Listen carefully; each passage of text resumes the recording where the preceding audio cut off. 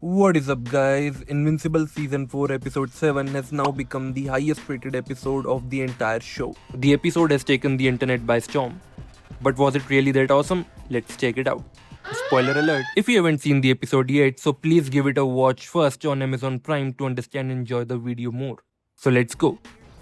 The episode starts with a flashback where we finally get to see Emperor Argyle on the screen for the first time, which is voiced by none other than Frank Welker, the OG voice of Megatron.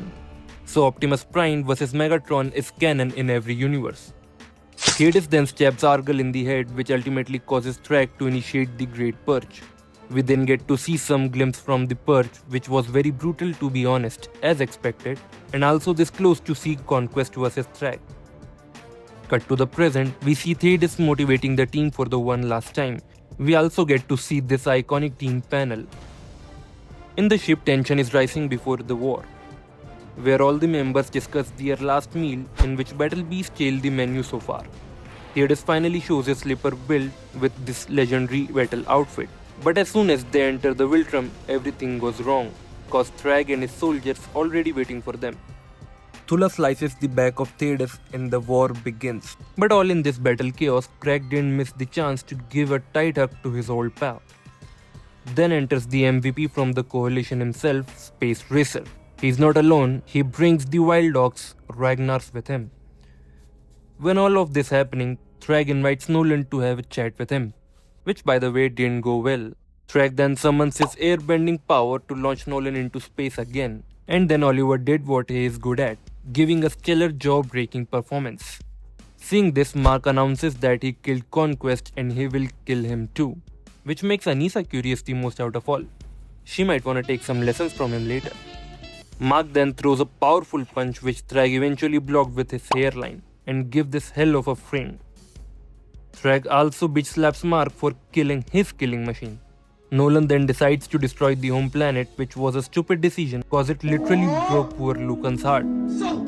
Even Thrag comes out crying, just to one-tap Thetis. What's Paul doing here, by the way? Craig crashes out, seeing his planet destroyed and his pal getting murdered. Thrag then went full carnage mode, almost killed Graysons before realizing there are very few Viltrumites left, and sparing both of them. Mark wakes up after weeks, reunites with Nolan and Oliver. Ellen declares that after Thetis' death, he is the new leader of Coalition of Planets. But he has a terrifying update for Mark. Thrag and the remaining Viltrumites are gone. The Coalition can't track them, and Mark realizes the horrifying truth where they went. They went to Earth. These was the last words from the episode. The episode is over, but the war isn't. Look, we can talk about the animation and the voice acting all day, but this was more than just a good episode. They showed us exactly how the stakes are actually going to get. The pacing of this episode was out of the park. It's rare to see a show balance that kind of massive scale with such emotional weight. And we have to talk about Thrag. You can actually say this whole episode was aura farming by him. And shout out to the writers, they managed to make this character look more menacing than he is in the comics. It honestly leaves us with one thought. Is there even a world where Mark survives a head-on collision with this guy? Or are we just going to see him working under his reign? I've got my theories, but I want to hear yours.